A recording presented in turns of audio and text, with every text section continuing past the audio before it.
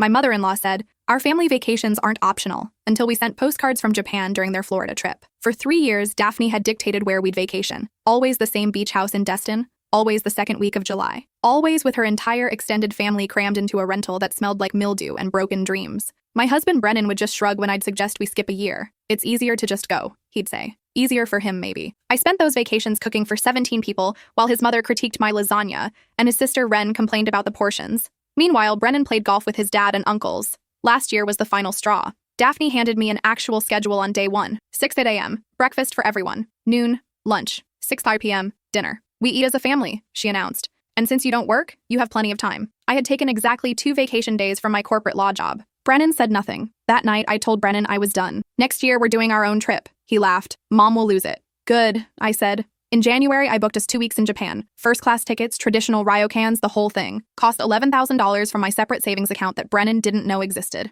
When Daphne sent the group text in March about July's trip, I replied simply, "We won't be able to make it this year." My phone exploded. Daphne called 6 times. Ren sent paragraphs about family loyalty. Brennan's dad texted that I was being selfish. Brennan stood in our kitchen looking panicked. "Can't we just go for a few days?" He begged. "No," I said. "I already have plans." "What plans?" I showed him the confirmation emails. His face went pale. "You booked this without asking me?" "You've been going to Florida without asking me for years," I replied. He tried everything. Guilt about abandoning family, concern about the cost, even suggested we could do Japan another time. I didn't budge. The second week of July arrived. We landed in Tokyo while his family drove to Florida. I'd never seen Brennan so nervous. That first day, we visited temples, ate incredible sushi, soaked in an onsen. I watched him slowly relax, like he'd been holding his breath for years. On day 3, we bought postcards. Beautiful ones with Mount Fuji and cherry blossom. I wrote, "Weather is beautiful, food is amazing. Wish you were here." Signed it and mailed it to the beach house. Brennan looked at me like I'd committed murder, but then he started laughing. Really laughing. "They're going to kill us," he said. "Probably," I agreed. We spent 2 weeks eating, exploring, and actually talking to each other. When we got home, there were 47 missed calls. Daphne had left a voicemail so venomous I saved it. Ren had posted vague booking about ungrateful people on Facebook. But here's what broke me. During the family trip, Daphne had apparently spent the entire time complaining about us. She'd shown everyone the postcard and cried about her son abandoning her. She'd called me manipulative, controlling, and a dozen other things. And Brennan's entire family had agreed with her, including his dad and both siblings. Nobody had defended us once. When we didn't respond to the calls, Daphne escalated. She started showing up at our house unannounced. She'd let herself in with the key Brennan had given her years ago and rearrange our kitchen. One morning, I came downstairs to find her scrubbing our bathroom, muttering about how I clearly couldn't keep a proper home. I changed the locks that afternoon. That's when things got interesting. Daphne called Brennan sobbing, claiming I'd locked her out of her son's life. What I found in our bedroom 3 days later made me realize she'd been doing much more than cleaning. I'd come home early from work with a migraine. Our bedroom door was slightly ajar, which was odd because I always closed it. When I pushed it open, I found a small camera tucked behind our alarm clock, not hidden particularly well. Almost like she wanted me to find it. My hands shook as I pulled it out. It was still recording. The memory card showed 11 days of footage. 11 days of our private bedroom. I sat on the edge of the bed feeling sick. How long had this been here? I checked every room, found 2 more cameras. One in the guest bathroom, hidden inside a decorative soap dispenser. Another in the living room, tucked into a houseplant she'd brought us as a gift 3 months ago. 3 months of footage. I didn't watch any of it. I called a security company immediately. The technician found 2 additional cameras I'd missed. One in the kitchen vent, one in the home office disguised as a USB charger. 5 cameras total. The technician whistled low. "This is professional-grade surveillance equipment. Not cheap. Whoever installed these knew what they were doing." I knew exactly who had installed them. I saved all the memory cards and documented everything with photos. Then I called a lawyer. Not just any lawyer. Teresa Chen, the most vicious family law attorney in the state. She'd made partners cry during depositions. When I explained the situation, she was silent for a long moment. "Tell me you haven't confronted her yet." "I haven't told anyone except you." "Good, don't. We're going to need police involved, but let's be strategic about this." That night, Brennan came home to find me sitting in the dark living room. "Why are all the lights off?" he asked. I turned on the lamp and showed him the cameras arranged on the coffee table. His face went from confused to horrified in about 3 seconds. "Where did these come from?" "Your mother installed them. In our bedroom. Our bathrooms. Everywhere." He picked one up with trembling hands. "This has to be a mistake. Mom wouldn't." The technician pulled 14 weeks of footage off these devices. "Your mother has been watching us for months." He sat down hard. Started crying. Not pretty crying either. The kind of crying that comes from your entire worldview shattering. "I don't understand. Why would she do this?" "Because she's been obsessed with controlling you your entire life, and I'm the obstacle." I showed him the invoice from the surveillance equipment. It had been purchased on his mother's credit card. Her name was right there on the receipt. No denying it. Brennan wanted to call her immediately. I stopped him. "We're doing this the right way. Through lawyers and police. She's my mother. We can't send her to jail. She committed multiple felonies. She violated our privacy in the most invasive way possible. She watched us in our own bedroom." The reality hit him then. Everything that meant. His face went pale. "Oh God." "She saw everything," I confirmed. "Every private moment, every conversation, Everything. He threw up in the kitchen sink. I waited until he was done, then handed him water. The lawyer wants to meet tomorrow. We file a police report, get a restraining order, and press charges. Can't we just talk to her? Make her understand this was wrong? Brennan, she installed 5 hidden cameras in our house. She spent thousands of dollars to spy on us.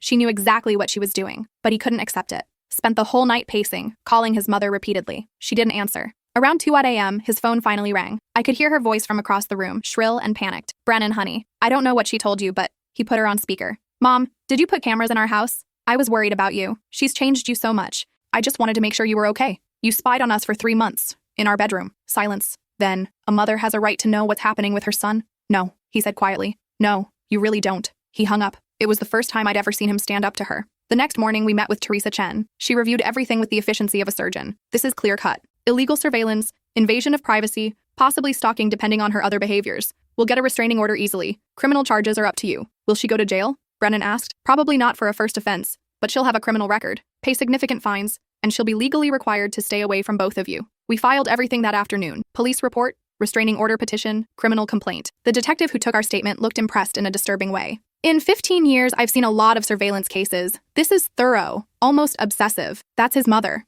I said. The detective's expression shifted to something like pity. The restraining order hearing was set for 5 days later. In that time, Brennan's phone never stopped ringing. His father called him a traitor. Wren sent a 4,000-word text about how I'd poisoned Brennan's mind against his family. Cousins, aunts, uncles, everyone had an opinion. All of them defended Daphne. She was just concerned. You're overreacting. Family doesn't do this to family. Not one person asked what Daphne had actually done. Brennan stopped answering after the first day. Just let the calls go to voicemail. But I could see each message breaking him a little more. On day 3, his father showed up at his office. Made a scene in the lobby yelling about ungrateful sons and manipulative wives. Security had to escort him out. Brennan's boss called him in after. Take the rest of the week off. Get this sorted. He came home early, looking destroyed. My dad tried to get me fired. He called my boss and said I was having a mental breakdown. Did your boss believe him? No, but he suggested I take some time. Let things calm down. Things weren't calming down. They were escalating. That night, Wren showed up at our house. Started pounding on the door at 11 p.m. I know you're in there. Open this door. I called the police. Told them someone was trying to break into our house. Wren was still screaming when the officers arrived. That's my brother's house. I have a right to see him. The officers were not sympathetic. Ma'am, you need to leave the property.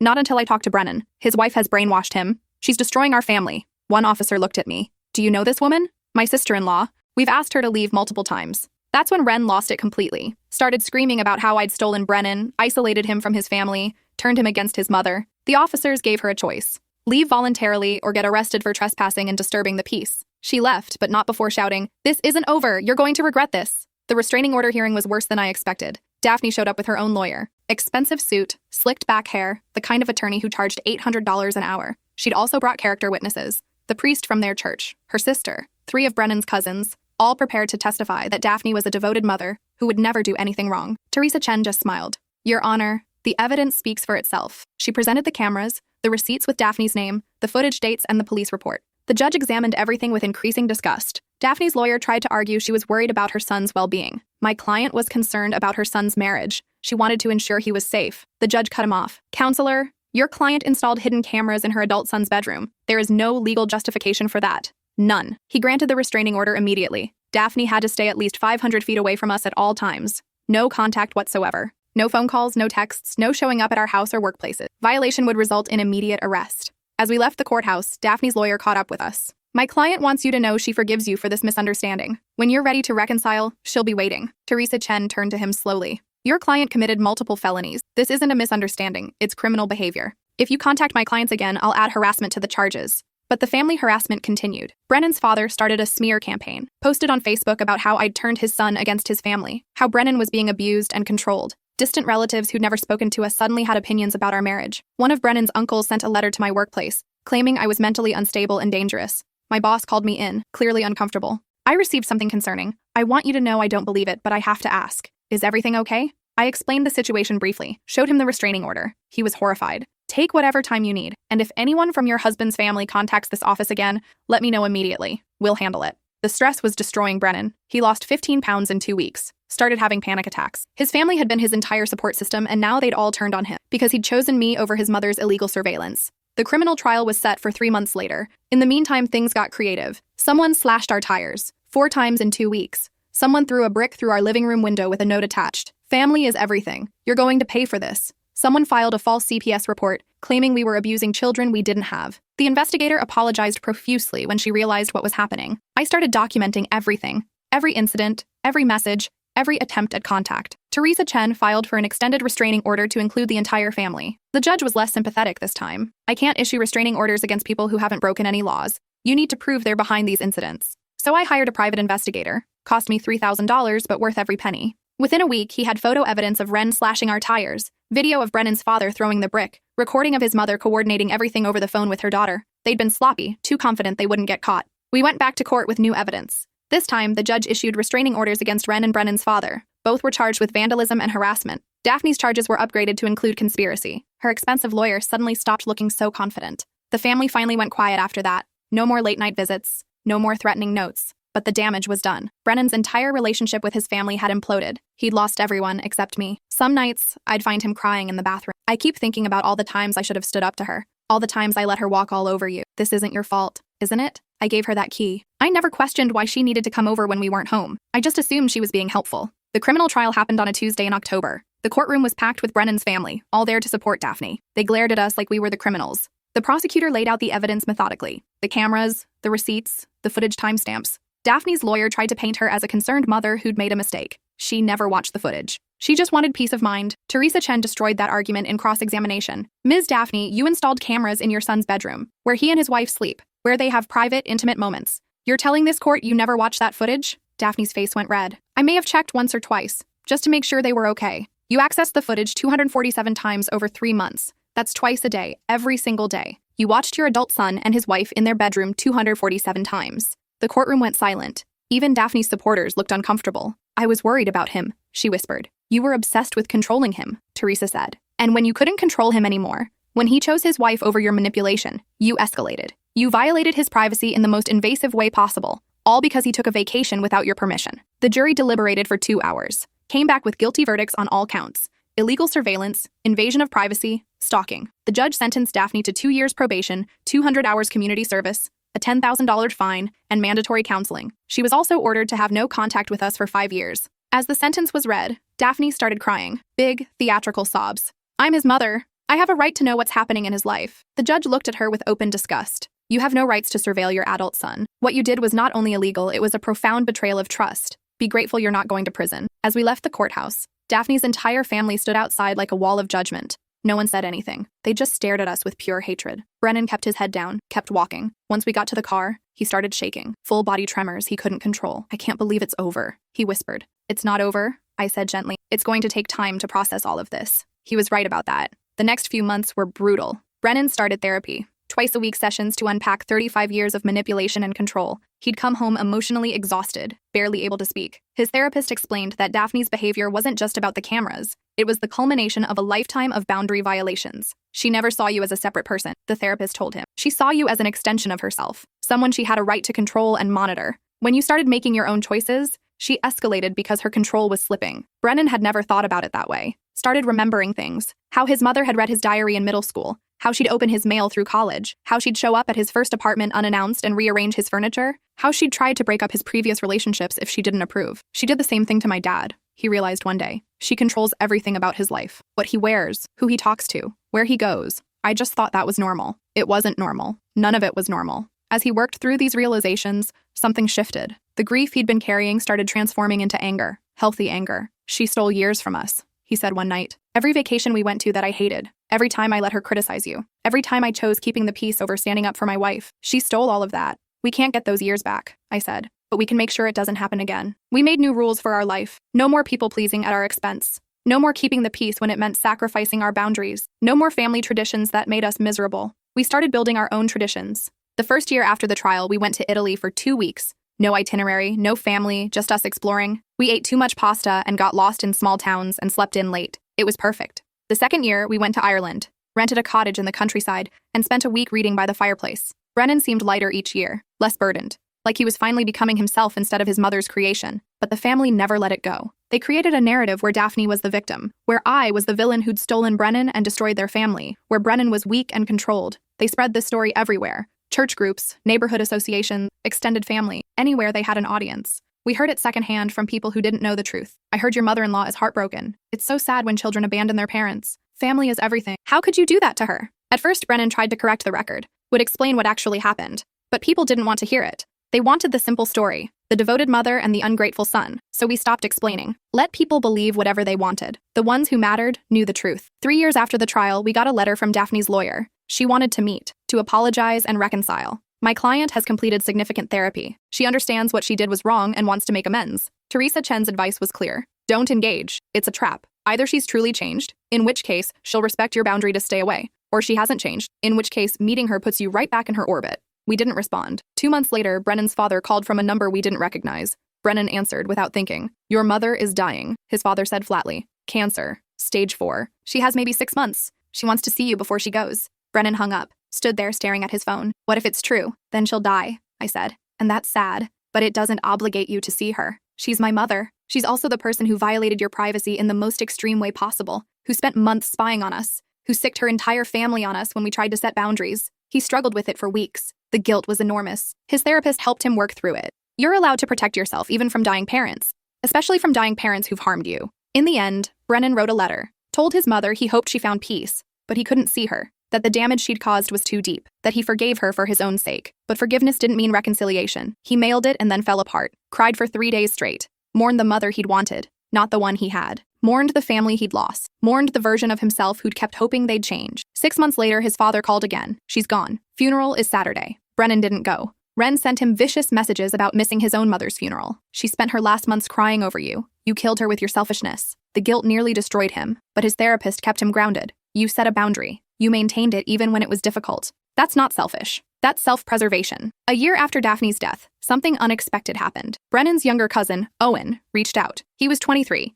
recently graduated from college. I need to talk to you about Grandma Daphne, about what really happened. We met him at a coffee shop, both wary. Owen looked nervous. I've been in therapy for 6 months, working through some stuff, and I realized something. The way the family talks about what Grandma did to you, it's not normal. It's really not normal. He explained how he'd been researching surveillance laws, trying to understand why we'd been so upset. She installed cameras in your bedroom. She watched you for months. That's not love. That's control. Thank you for understanding that, Brennan said quietly. Owen nodded. I'm trying to figure out if what happened to me was normal too. I'm starting to think it wasn't. Over the next hour, Owen shared his story, how Daphne had controlled every aspect of his childhood, how she'd opened his college acceptance letters before his parents could, how she'd tried to dictate his major, his career, even his girlfriend choices, how when he'd pushed back, she'd turned the family against him. I thought I was crazy, Owen said. Everyone kept telling me I was too sensitive, that Grandma just cared a lot. But after she died, I found her journals. She'd written pages about all of us, about how to control us, how to keep us dependent. It was disturbing. He showed us photos of the journal entries, detailed plans for manipulating family members, lists of each person's weaknesses and how to exploit them, strategies for isolating anyone who resisted her control. My name appeared 47 times. Every entry about me included ways to break me or remove me from Brennan's life. The cameras had been just one strategy. There were others she'd planned but never executed. I made copies before Dad burned the journals, Owen said. I thought you should know, should see that you weren't crazy. She was actually doing all of this deliberately. Brennan read through the entries with tears streaming down his face. She planned everything, every guilt trip, every manipulation, every family gathering designed to make us miserable. I'm so sorry, Owen said. The whole family should have believed you. We should have protected you instead of attacking you. We stayed in touch with Owen after that. He started setting boundaries with his own parents, got himself into therapy, started building a life separate from the family's control. 2 years later, he got engaged to his boyfriend. The family threatened to disown him if he went through with it. He got married anyway, invited us to the wedding. It was the first time we'd seen any of Brennan's family in 5 years. The ceremony was small, beautiful, exactly what Owen wanted. During the reception, Ren showed up uninvited. Started making a scene about Owen destroying the family, about how first Brennan abandoned them, now Owen, about how their grandmother was probably rolling in her grave. Owen called security, had her removed, told her calmly, "You're not welcome here. You've never been welcome anywhere I am." After she left, Owen gave a toast. I want to thank everyone here for supporting me, especially my cousin Brennan and his wife. They showed me it's possible to break free from toxic family patterns. They showed me that leaving can be an act of self-love. The remaining family members who'd attended looked uncomfortable. Some left early, but the people who stayed, the ones who genuinely loved Owen, celebrated long into the night. Driving home that evening, Brennan said, I think I'm finally okay. Yeah. For years, I kept waiting to regret it, to wish I'd made different choices. But I don't. Breaking free from my mother was the best decision I ever made. He reached over and took my hand. Thank you for not letting me go back to Florida. 5 years after the trial, we had our first child, a daughter. We named her Elena, after my grandmother. When people asked if we'd told Brennan's family, we just smiled and said no. Some people pushed back. They're her grandparents. They have a right to know. Actually, they don't, Brennan would say calmly. We're not in contact with them, and we won't be. The questions eventually stopped. We built our own life, our own family, our own traditions. We vacation wherever we want. We host holidays with friends who've become chosen family. We make decisions together without outside interference. Sometimes Brennan gets sad, mourns what could have been if he'd had different parents, but he never regrets his choice to leave. Last month, we got a letter from his father, a long, rambling thing about regret and wanting to meet his granddaughter, about how Daphne's death had made him realize what was important, about how he'd been wrong to support her behavior. Brennan read it once, then put it in the shredder. Do you want to respond? I asked. No. He had years to make things right. He chose her over me every single time. I'm done giving second chances to people who never changed.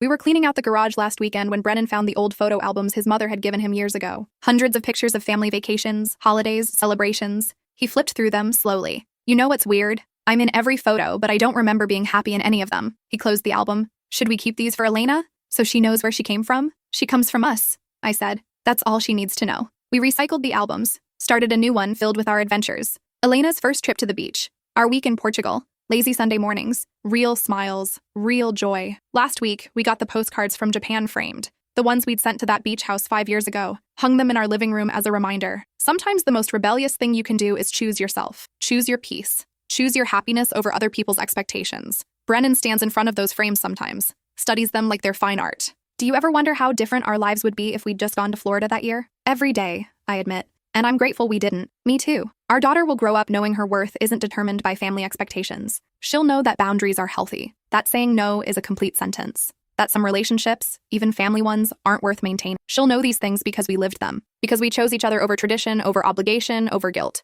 People still ask sometimes why we're estranged from Brennan's family. We've stopped explaining. The people who understand don't need an explanation. The people who don't understand never will. We're just living our lives now, free from surveillance, free from manipulation, free from the weight of people who saw us as possessions rather than people. Sometimes I think about that beach house in Destin. Wonder if they still go every July. Wonder if they talk about us. Wonder if they've learned anything. Then I remember it doesn't matter. They're part of our past, not our present, not our future. We're building something better, something healthier, something true. And we're doing it on our own terms. No family vacations we don't choose. No obligations we don't want. No cameras hidden in our home. Just us, our daughter, and the life we've deliberately created. The life that started when we sent those postcards from Japan and refused to apologize for choosing ourselves. That's the thing they never understood. It was never about the vacation. It was about autonomy, about being seen as adults capable of making our own decisions, about respect. When they couldn't give us that, when they responded to boundaries with surveillance and harassment, they lost the privilege of being in our lives. And we're okay with that. Better than okay. We're thriving in a way we never could under Daphne's control.